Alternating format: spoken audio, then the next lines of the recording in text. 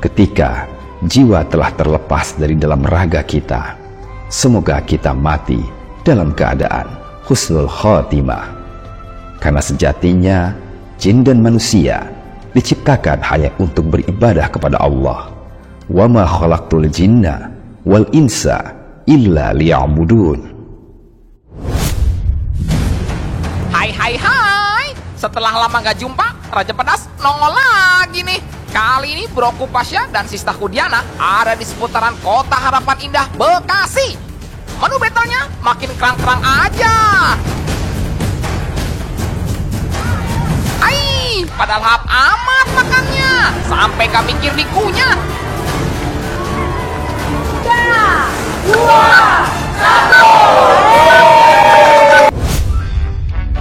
1. Ya, Babe kemana sihnya? Lu pakai acara nanya Babe kemana? Lu lihat lah, Babe lu dah lagi main judi slot. Kerjaannya begitu mulu sama hari. Emang nih Babe nggak kerjanya? Kerja apaan? Kalau nggak judi slot ya mabok-mabok atau sama temen-temennya. Wah, berarti Babe kagak pernah dengerin lagu Oma Iramanya. Apaan tuh? Judi, Fred. Woi, pada ngomongin gue lu ya. Gibah, woi, gibah.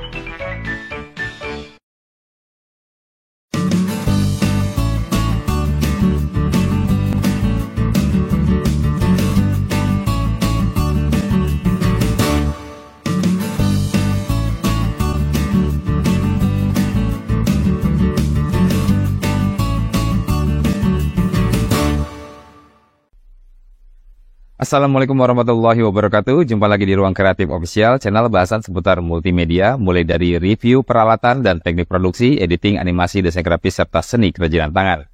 Sobat kreatif, hari ini kita akan coba diskusi ya, terkait voice over. Ya mungkin di sini ada beberapa sobat kreatif yang tengah mendalami dunia sulih suara atau dunia dubber ya, voice over.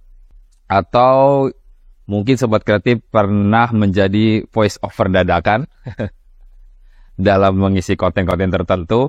Atau ada juga nih sobat kreatif yang memang sudah master nih ya, yang sudah punya jam terbang tinggi di dunia sulih suara ini. Kita bisa sama-sama saling sharing ya, berbagi sedikit ilmu, banyak juga boleh gitu ya. Untuk sobat kreatif lainnya yang mungkin saat ini membutuhkan informasi seputar voice over. Ya, jadi kita ketahui bersama bahwa ketika kita ingin memasuki dunia sulih suara ini, tentunya kita harus menguasai dan meningkatkan skill kita, khususnya di bidang yang tengah kita dalami ini. Terlebih, persaingan di saat ini kan terbilang sudah cukup ketat ya. Artinya kita harus memiliki karakter atau ciri khas tersendiri dari voice over yang kita bawakan. Nah, voice over sendiri banyak sekali digunakan di berbagai media ya, dengan tujuan-tujuan tertentu ya, sesuai dengan kebutuhannya, baik untuk kebutuhan iklan radio atau iklan televisi, kemudian untuk kebutuhan voicemail, IVR, atau interactive voice response, kemudian e-learning, public announcement, atau istilah lainnya pengumuman yang kita sering dengar baik di stasiun kereta api maupun di sebuah bandara. Ya, misalkan informasi kepada para penumpang. Nah, seperti itu ya. Dan juga untuk kebutuhan film maupun animasi.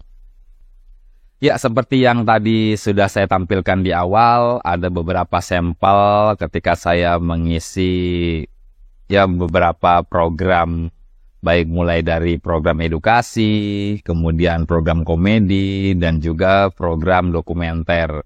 Artinya memang di situ saya berusaha untuk berbeda ya dalam menyajikan voice over-nya, tergantung dari apa yang saya bawakan. Kalau memang yang saya bawakan ya tentang edukasi khususnya untuk kebutuhan anak-anak, tentunya dalam pembawaannya juga saya sedikit lebih energik, dan karakter suara yang saya miliki juga lebih lebih dicemprengkan mungkin bahasa lainnya ya.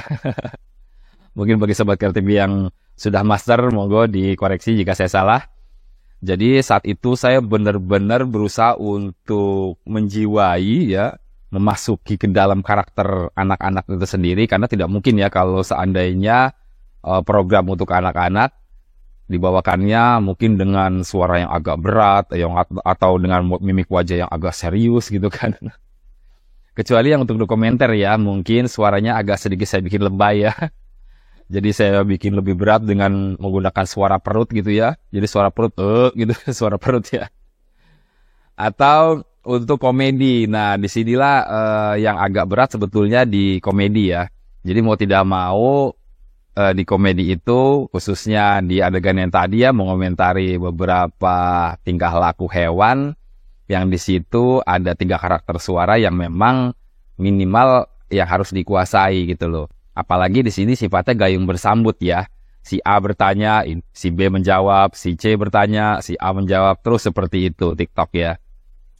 Bisa kita ketik dulu atau kita tulis dulu ya garis besarnya, poin-poinnya, agar kita mungkin tidak lupa atau tidak melenceng dari apa yang kita ingin sampaikan di dalam voice over itu, khususnya di komedi ini ya.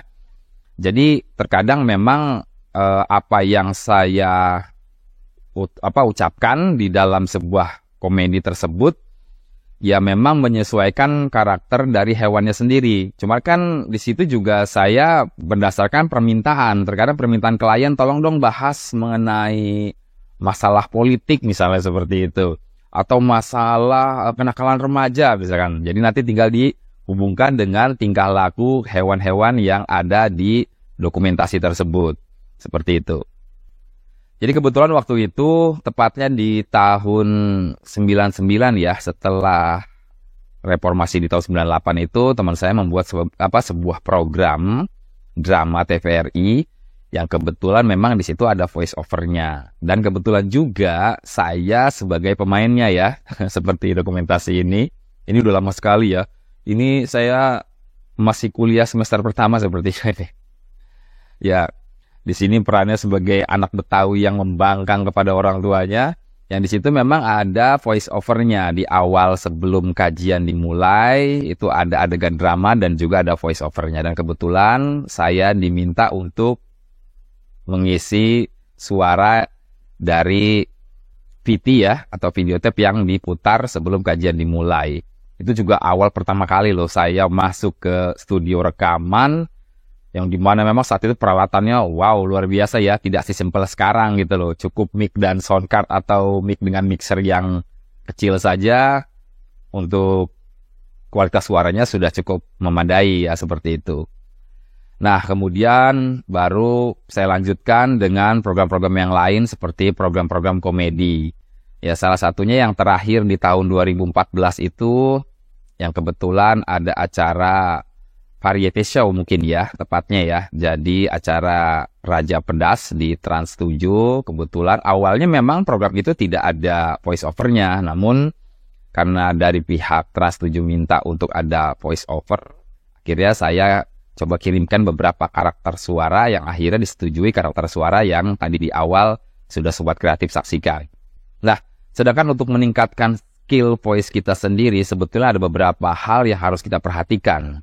Yang pertama mungkin kita harus memiliki istirahat yang cukup atau tidur yang cukup ya. Itu tujuannya untuk apa? Untuk salah satunya ya, untuk mengistirahatkan pita suara kita ya, dengan cara kita beristirahat. Kemudian minum air putih yang cukup, terutama di pagi hari ini ya. Dengan air hangat, itu jauh lebih baik. Seperti itu, hindari mungkin makanan yang berbau minyak gitu kan, atau minuman-minuman yang dingin gitu, itu juga perlu diperhatikan. Kemudian kita harus banyak melakukan senam mulut ya. Senam mulutnya itu, kalau senam badan kan tangan yang digerakkan. Ini mulut yang kita gerakin ya. A, I, U, E, O. Nah itu juga perlu dilatih ya. Karena kaitannya dengan apa? Dengan artikulasi. Jadi kalau kita tidak belajar untuk menyenamkan mulut kita, terkadang ada beberapa orang yang coba untuk berbicara atau mengungkapkan sesuatu itu kadang tidak jelas dia ngomong apa sih gitu kan. Nah itulah pentingnya senam mulut ya. Jadi apa yang kita sampaikan di voice over itu ya orang ngedengernya jelas gitu loh. Karena apa? Artikulasinya jelas dan juga intonasi dalam menyampaikannya pun tidak terlalu cepat dan juga tidak terlalu lambat ya, yang artinya membuat orang menjadi bosan gitu kan, apalagi untuk komedi. Jadi mau tidak mau ya intonasinya agak sedikit dipercepat. Kemudian percaya diri dalam berakting. Jadi seperti halnya tadi yang saya lakukan di program edukasi anak, di mana saya membawakan program anak yang kalau saya tidak bawakan secara mungkin lebay seperti itu ya mungkin akhirnya apa yang ingin saya tumpahkan dalam voice over itu ya tidak maksimal. Kemudian posisi tubuh ya. Jadi posisi tubuh ini memang harus posisi yang tegak agar salah satunya pernafasan kita lebih lancar. Dan juga bukan berarti tegak kemudian tegang ya. Bedakan ya, tegak seperti ini tapi tetap rileks gitu loh. Dengan catatan juga posisi kepala jangan terlalu maju ya ke depan mic dan juga tidak terlalu menjauh dari mikrofon seperti itu. Jadi paslah, ideal lah ya. Jadi mikrofon yang sudah diterapkan di meja itu ya atau di stand-nya ya kita usahakan dekat kurang lebih sekitar 20 cm dari mikrofon dengan posisi tegak kalau memang berdiri ya seperti yang saya lakukan saat itu. Nah, antara kepala dan juga tubuh saya ini posisinya tegak lurus. Jadi otomatis ketika saya mulai mengisi suara, pernafasan saya pun dapat berjalan lancar, tidak tersendat. Kemudian selanjutnya mengenali karakter suara kita ya. Jadi untuk pemula nih, ini perlu mengenali warna suara kita nih ya. Jadi suara itu kan terdiri dari bass, bariton atau tenor gitu ya. Ini khusus bagi laki-laki dan juga alto, mezzo, sopran dan sopran. Ini khususnya bagi wanita. Nah, kita juga perlu mengetahui karakter yang memang kita kuasai. Misalnya nih karakter anak-anak, remaja atau dewasa gitu ya. Atau mungkin karakter tua seperti karakter nenek-nenek maupun karakter kakek-kakek ya. Seperti pengisi suara di film Lampir ya. Itu kan suaranya bukan dari si aktor tapi ada voice overnya atau pengisi suaranya yang memang dengan orang yang berbeda tentunya. Artinya beliau ini menguasai dari sisi karakter suara orang tua seperti itu. Kemudian kalau memang kita lebih condong ke anak-anak ya udah kita fokuskan dulu di anak-anak, kita matengkan. Kalaupun kita mau belajar di istilahnya di karakter yang berbeda, ya nanti setelah kita menguasai karakter yang memang semula kita kuasai. Misal kayak saya, karakternya lebih ke karakter kocak gitu ya, karakter suara-suara lucu gitu ya. Ya saya akan tekuni itu dulu. Kalaupun nantinya saya akan mengisi satu program, taruhlah program dokumenter yang memang harus mengeluarkan suara yang berat gitu kan, suara-suara yang dari perut yang tidak cempreng seperti ini ya. Nah itu kan nanti setelah saya memang fokuskan ke karakter suara yang komedi tadi. Kemudian kita juga harus memahami naskah ya. Jadi naskah itu kalau bisa dibaca terlebih dahulu ya, paling tidak walaupun tidak sampai tuntas ya minimal kita baca poin-poin pentingnya aja lah, agar nanti ketika kita mulai rekaman kita nggak kaget nih titik komanya berada di mana. Jadi kalau kita sudah baca sebelumnya kan minimal kita sudah tahu nih, oh yang akan kita baca A, I, U, E, O sampai ini titiknya, ada komanya. Jadi kita tahu kapan kita berhenti sejenak, kapan kita harus berhenti secara total dengan tanda titik gitu ya. Atau mungkin kalau di dalam naskah berita itu ada garis miring yang satu, ada garis miring yang memang dibikin 2 garis miring gitu ya. Demikian tadi sharing-sharing singkat tentang dunia perdukunan, dunia perdaberan atau voice over ya. Dan bagi sobat kreatif yang saat ini mungkin tengah mendalami atau mungkin ada juga yang memang punya mimpi ya untuk masuk ke dunia ini ya. Semoga diberikan kemudahan dan kelancaran. Dan tentunya jangan cuma berdoa, tapi juga berusaha untuk terus mengembangkan skill yang kita miliki. Semoga bermanfaat, dan bagi yang belum subrek silakan di like dulu ya. Kemudian di subrek, dan jangan lupa tekan tanda loncengnya untuk mengaktifkan notifikasi dari video-video terbaru yang diupload di Ruang Kreatif Official. Semoga bermanfaat. Wassalamualaikum warahmatullahi wabarakatuh.